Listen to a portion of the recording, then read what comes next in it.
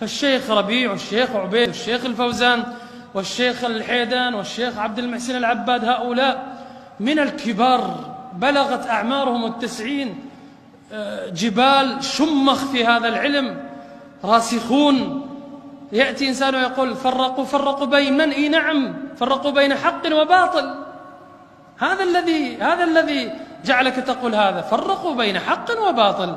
أما يفرقون بين الأمة، تريدون أن نجمع الأمة، نجمع الصوفي مع المعتزلي مع الجهمي نجمعهم ونقول الأمة أمة واحدة؟ ما نقول هذا، نقول هذا مبتدع، وهذا مبتدع، وهذا لا يؤمن بعذاب القبر، وهذا ينكر أسماء الله وصفاته، وهذا هكذا نقول. كذلك الذي ينحرف في أصل من أصول أهل السنة أو في جزء من عقيدة أهل السنة قد اتفقوا عليها ثم لا نحذر منه، بلا نحذر منه.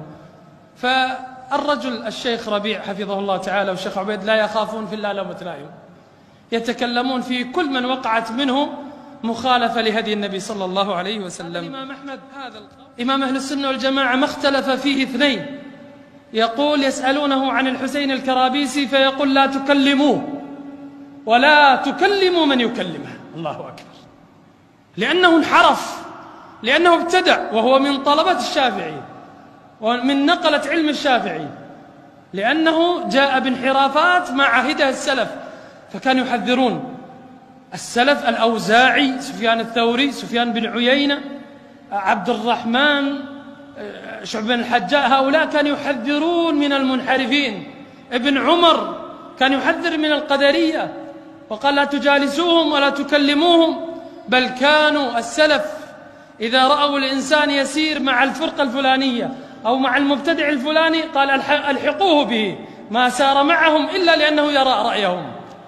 كان السلف يحذرون صغار التابعين من الخوارج بأسمائهم، يقولون فلان يرى رأي الخوارج فلا تسيروا معه.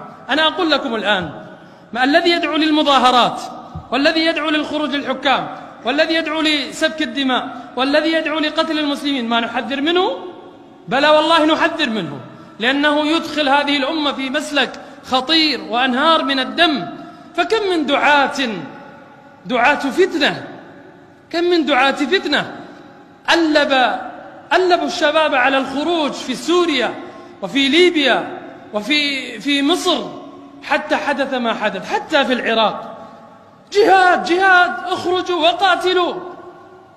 وانظروا إلى حال المسلمين، انظروا إلى الدماء التي سفكت، انظروا ما يجدون لقمة عيش. نحذر من هؤلاء، نحذر منهم بأسمائهم على رؤوس الملأ حتى يحذرونهم.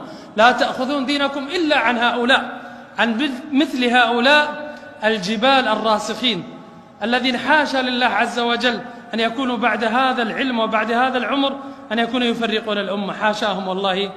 وهذه آسف على هذه الحرقة، لكن دفاعا عن هؤلاء العلماء الكرام.